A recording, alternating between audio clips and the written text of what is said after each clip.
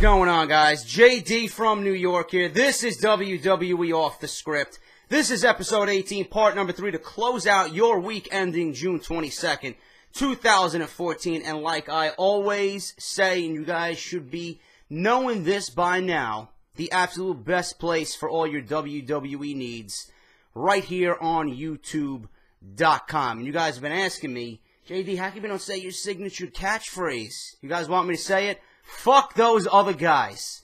This is your number one source for all your WWE needs right here on YouTube.com. Hope I made some of you guys happy out there, because I get at least one or two of you guys in the comments every week. JD, what happened to fuck those other guys? I told you guys why I don't say it much anymore, because I want to grow my channel in a more positive way. Enough with the cursing. I want to be a little bit more professional, but I hope you guys understand that. But, you know, for you guys who have been asking for it, there you go. Anyway.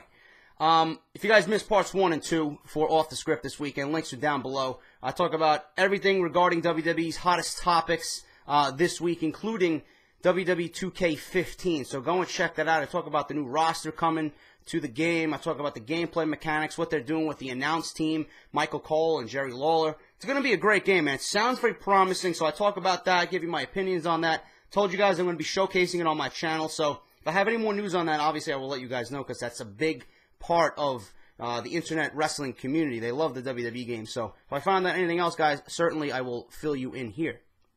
Also, if you guys missed Chairshot Reality, as always, great show this weekend with Mr. LeBar, Brian Gulish, and Josh Eisenberg. Link to their homepage is down below. Chairshot Reality at WrestleZone.com. Talking about Money in the Bank this weekend. They got Mark Madden on the show. He's giving his opinion on who he thinks is going to be the WWE Champion. They're talking about the ladder match, who's going to be in that second ladder match for that briefcase. They got Social Media Saturday yesterday. That was a great show. They take questions from Twitter and Facebook and apply that to the show. Overall, great show, guys. The best talk show on the internet when it comes to professional wrestling. And this is Off The Script, the number one source for WWE needs right here on YouTube.com. Now, since all that nonsense is out of the way, and you guys are probably wondering, JD, what is this big spoiler that you have for us on Sunday afternoon? Well, if you guys enjoy Bruce Blitz and his commentary, I'm pretty sure you're going to love what's going to happen at Money in the Bank. If you guys enjoy his rants on John Cena, get ready for more rants by Mr. Bruce Blitz, because as of right now, and I feel like I'm Wade Barrett right now delivering bad news. As of right now, it looks like the plans are to have John Cena win the WWE Championship at Money in the Bank next week. This is according to the latest Figure 4 newsletter. Paid subscription, folks. So, you know, if it's a paid subscription, obviously there's some truth to that rumor. Now, that would mean that Cena would go into SummerSlam defending the WWE title against Brock Lesnar. WWE is in a tough spot because they want to propel Roman Reigns to the top spot, but it's too soon to put the title on him. Now, the reason why this is happening, and I've been talking about this, you guys have been asking me, JD, who do you see winning Money in the Bank? I gave you my opinion. You know, you could have went a few different ways. You could have gave it to Bray Wyatt, because right now Bray Wyatt, being that Daniel Bryan is out, he's probably the most deserving of the WWE Championship for the work that he's done the majority of this year. You don't want to give it to Bray Wyatt, because when that time comes and you finally decide to give it to Bray Wyatt, you kind of want to have him run with the title. Okay? You're not going to just put it on him and then have him drop the title immediately to Brock Lesnar, or whomever you want him to drop the title against. You don't want to make Bray Wyatt a transitional champion. Same thing with Cesaro. Cesaro's not even ready yet. He's still with Heyman. I would prefer to see him on his own challenge for the WWE Championship without Paul Heyman as a full face. Roman Reigns, I already explained this to you guys yesterday, and I explained this on Friday as well. He is not ready whatsoever. You're not going to pull him from the Shield and propel him to the top of the card. That's not the way things work. You know, you got to get this guy familiarized being an individual superstar outside of the Shield. All right? You got to get him, you know, in the ring with Triple H. You got to get him in the ring with Randy Orton. You got to get him in the ring with Seth Rollins one-on-one. This guy's got a lot of fucking work to do before he even thinks about, you know, the WWE Championship. There's no other baby faces, I understand. The crowd is behind him, I understand. But that's where John Cena comes into play. John Cena is the safest choice right now for the WWE Championship. And you gotta understand, the WWE wants a face winning this title, okay? The WWE right now is dominated by heel characters. Secondly, SummerSlam is the biggest pay-per-view outside of WrestleMania. WWE has not had a WWE Championship match in 3 months, 2 months right now, on pay-per-view. They want to showcase that title as the main attraction at SummerSlam. John Cena versus Brock Lesnar will sell tickets. John Cena versus Brock Lesnar will put people in the seats. John Cena versus Brock Lesnar will get people to buy the network because they want to see Brock Lesnar destroy John Cena. And these two, it's not like they don't have history. Brock Lesnar lost his first match back to the WWE against John Cena in what was a great match, a physical match, but, you know, it ended in a way that I really didn't enjoy. John Cena should have never won that match against Brock Lesnar at Extreme Rules. No way. You're not going to have John Cena defeat a former UFC champion. Brock Lesnar, who literally can be put against any man on the fucking planet and pretty much snap him in half. It just doesn't work that way. Okay, but that's the way they booked it. That's going to sell tickets. That's going to headline SummerSlam. And that's where Brock Lesnar will finally get his revenge. Because if Lesnar, the Beast Incarnate, can go through The Undertaker at WrestleMania 21, realistically, you're not going to have him struggle against John Cena. He beat the almighty Undertaker. Okay? And this is going to be Brock Lesnar's first match back since WrestleMania. You're not going to have him lose. Now, if Daniel Bryan comes back for SummerSlam, what does that mean? Is he going to be put into the WWE Championship match? Will they make it a triple threat match? I don't want to see it. If they do, I don't want to see it. If he does, I don't want to see it.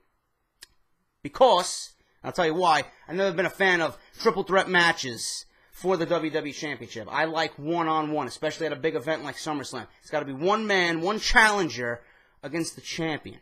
So John Cena right now, WWE has plans for him to win the WWE Championship. So you guys who do not enjoy John Cena's work, who are not fans of John Cena, don't worry. It's going to be only a couple of months, and then he'll be dropping the title to Brock Lesnar, assuming the WWE wants to do the right thing. Because if you have Brock Lesnar lose to John Cena, then everything he did with The Undertaker is a complete waste of fucking time. So it just makes sense. So John Cena looking like he's going to walk out of Money in the Bank as the WWE Champion. It is what it is. It makes sense business-wise. You want that headlining attraction at SummerSlam. You can't really get much bigger right now than John Cena versus Brock Lesnar. There's nobody else on the card that's going to spotlight that main attraction better than Brock Lesnar and John Cena. Roman Reigns versus Brock Lesnar. Listen, everybody's saying they want that to happen. It's not his time. It's not Bray Wyatt's time. It's not going to be Antonio Cesaro's time right now. It's not their time. Get it through your heads. Roman Reigns, you're not going to put the title on Roman Reigns, who's the one guy that the WWE wants to invest their time in and build up and give him a top spot as a main eventer. You're not going to put the belt on him to ultimately lose it to Brock Lesnar. You want to kill all his momentum? You want to kill all his momentum? You don't want to do that. He's got other things. He's got other fish to fry, man. He's got to fry Triple H. He's got to fry Randy Orton. He's got to get his revenge on Seth Rollins. He's got a lot of other shit to do before he gets in the ring with Brock Lesnar and even thinks about fighting for the world title. Now, if you want to book Roman Reigns, I brought up the idea of having singles matches all through the rest of the year. Triple H, Orton, you know, put him against the Cena. If you want to put him against the Lesnar at the end of the year, you can do that. Whatever. But you can have Roman Reigns win the Royal Rumble. You can have Daniel Bryan defeat Brock Lesnar at Survivor Series for the WWE Championship. You can have Bryan have his run with the title from Survivor Series up until WrestleMania. And then you have Roman Reigns win the Rumble. Roman Reigns versus Daniel Bryan in the main event at WrestleMania 31. I like that. Yes, they're two faces, but it works. It works to me. I don't know. You don't necessarily need to have two guys, one heel and one face. It could work. All I know is I would like Daniel Bryan to once again have the title before the year is up. But right now we're talking about Brock Lesnar. Brock Lesnar's a part-time guy. He should have the title. It only makes sense after what he did at WrestleMania with The Undertaker. So John Cena, Lesnar, SummerSlam, WWE Championship match. Get ready for it. It's coming. CM Punk news. WWE reportedly made a last-minute pitch to CM Punk for a possible return at the Payback pay-per-view in Chicago earlier this month, but obviously it didn't work out. Punk continues to insist that he's retired and is drawing a lot of comparisons within WWE to Shawn Michaels, who took several years off his prime before returning. A lot of people within WWE have been making this comparison for a while, noting that both have a take-my-ball-and-go-home mentality. It's said that due to injuries and roster depth, Punk has more leverage than ever before with WWE, and the company would pretty much give him whatever he wants, but he is not budging on his decision. Interesting. And all you CM Punk haters out there, really, if the WWE wanted to make a last-ditch effort and he doesn't want to come back, it is what it is, man. I'm not too concerned about CM Punk right now, but I'm surprised at that you know, he has so much leverage right now that the WWE can literally get down on their knees and suck this guy off to come back. Give him whatever he wants, and he just doesn't want it. He just doesn't want it. I find that to be amazing, man. Listen, he's married to AJ Lee. He got married. He wants some R&R. And according to reports, AJ Lee is supposedly pregnant. Now, I don't know how true this is. I don't think AJ would actually go and want to do that right now. She's got a lot of career left. I don't think she is ready to settle down and get married. She's young, and, you know, I've been reading that she wants to come back. She wants the title again. She wants to compete. But with her relationship to CM Punk and current hiatus from the WWE, it's rumored right now that she's pregnant. According to a former backstage worker for WWE, the rumor may now be legitimate. He's gotten word from a reliable source that AJ Lee is pregnant. This was from Mets Fan Forever on Reddit.com on Friday. A verified WWE insider supposedly broke the news of AJ and Punk's marriage last Friday, revealed that JTG's contract released from WWE, that this source apparently released information on JTG's contract, and has produced multiple show scripts. So I don't know what that's about. But it goes on to say, this source goes on to say on Reddit, I am looking more into this story and I cannot confirm yet, but I figured I would share this story here with you fans first. We may not be seeing AJ for a very long time, or ever again, if this is true. I'm not gonna comment on this. I gotta find out more information first, but apparently, according to Mets Fan Forever on Reddit on Friday, AJ Lee is pregnant. So I don't know what to make of that. Let me know what you guys think down below. As for CM Punk, he's not coming back as of right now. He's got a lot of leverage, which is pretty surprising that he doesn't want to take WWE up on their offer and pretty much suck them dry for everything that they're worth. And Punk officially will be a free agent next month when his contract expires. The way things are looking right now, the WWE has the top of the SummerSlam card set. Daniel Bryan, for some reason, is still listed on the card in one of the main events, but is still not a sure thing. But he'll be able, it's not a sure thing that he'll be able to wrestle by SummerSlam. The company believes he'll be back by SummerSlam, if not SummerSlam Night of Champions on September 21st. They are not expecting him to be back for the Battleground pay-per-view next month. It's a pretty sure thing that the match at SummerSlam will not be Brock Lesnar versus Daniel Bryan. The idea for the fall storyline would be for Lesnar to return because he wanted to be champion, so that means Lesnar will face whoever the WWE champion is at SummerSlam. If somehow Bryan can return by Battleground, then they can always put the title on him, on that show, and then have him face Lesnar at SummerSlam, but according to this report, that's not likely. That don't even make fucking sense, because you're going to have Brock Lesnar beat Daniel Bryan anyway, so you're going to put the title on Bryan only to have him drop the title again 1 month later at SummerSlam? That doesn't make any sense. So, since it says here, since Brock is set to challenge for the title, then that would seem to indicate that a babyface would win the Money in the Bank ladder match for the WWE title. Obviously, I just mentioned John Cena will be walking out of Money in the Bank with the WWE Championship. WWE's website actually points out that Triple H hasn't revealed who else will be in the second Money in the Bank ladder match, but initiated in his recent Michael Cole interview that the other participants will not necessarily need to qualify for a spot. Those spots will be filled on Monday Night Raw from Washington, D.C. Seth Rollins is already in. Dean Ambrose is expected to be in that match as well.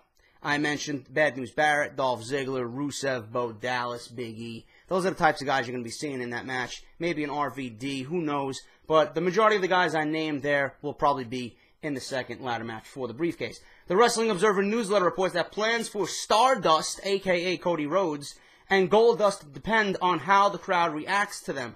There were plans to break them up earlier this year, but those plans were scrapped completely. If the team gets over with the crowd and they get good crowd reactions, then they will be challenging for the WWE Tag Team Championship at SummerSlam. If they don't get over, then they will wrestle each other at SummerSlam. So that is the current plan right now for Stardust and Goldust. They don't have a complete name for a team yet. WWE.com was actually taking votes on what they should name them.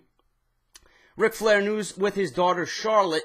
Charlotte is set to debut on WWE house shows very soon. She's been added to the July 12th Madison Square Garden show right here in New York City. Ric Flair is being advertised as being a manager in a 10 versus 10 Divas match. The other team will be captained by Triple H. Bray Wyatt versus John Cena is also headlining that show. Ric Flair has dropped weight since his last television appearance. As far as plans for Ric Flair goes, nobody seems to know what his television role will be. Miz was backstage in Cleveland during Raw, and he was not used. Reason that he was not used because The Miz may come back as a heel, and the WWE didn't want him to go out in front of his hometown and get a babyface pop. So there you got it there. I would like to see Ric Flair still manage Dolph Ziggler, but WWE just doesn't want to hear it. But anyway, Ric Flair will be back on WWE TV pretty soon. I'm pretty sure he's going to be managing his daughter Charlotte, when she comes and makes her debut on Monday Night Raw. And finally, guys, if you guys care about it all, Cameron and Naomi, they are actually breaking up the team, the Funkadactyls. You've seen it this week on WWE Main Event. This is being done for the upcoming season of Total Divas. On this week's main event, Naomi challenged Paige for the Divas title and defeated her in a non-title match. Cameron got overexcited and ended up getting in Paige's face and got beat up for it, with Naomi choosing not to help her. What does it say? It looked like they were going to make Naomi the heel on Raw, but on main event, it seemed like Naomi was going to be the face in the entire storyline.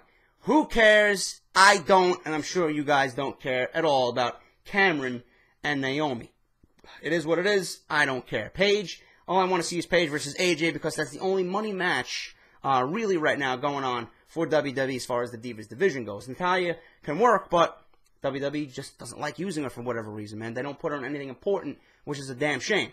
So we got to wait for AJ to come back, if she's not pregnant, to have any decent Divas action in a decent Divas storyline. So we'll see what happens with that. But that is your Off the Script, guys. Hope you enjoyed this week's episode. This is part 3. If you liked, please show some support down below with a like rating and a comment. Let me know what you guys think about the biggest stories this week, especially the news in part 3 about John Cena. I would love to hear you, everybody's opinion on John Cena winning the WWE Championship at Money in the Bank. So if it happens, don't be shocked that it actually happened. We'll talk about it next week as well when I do my Money in the Bank review after the show. I don't know if I'm doing a question and answer.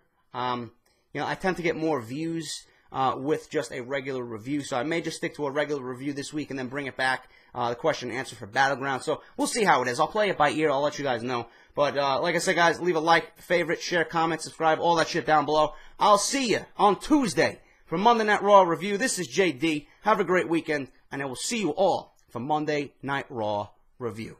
Take care, guys.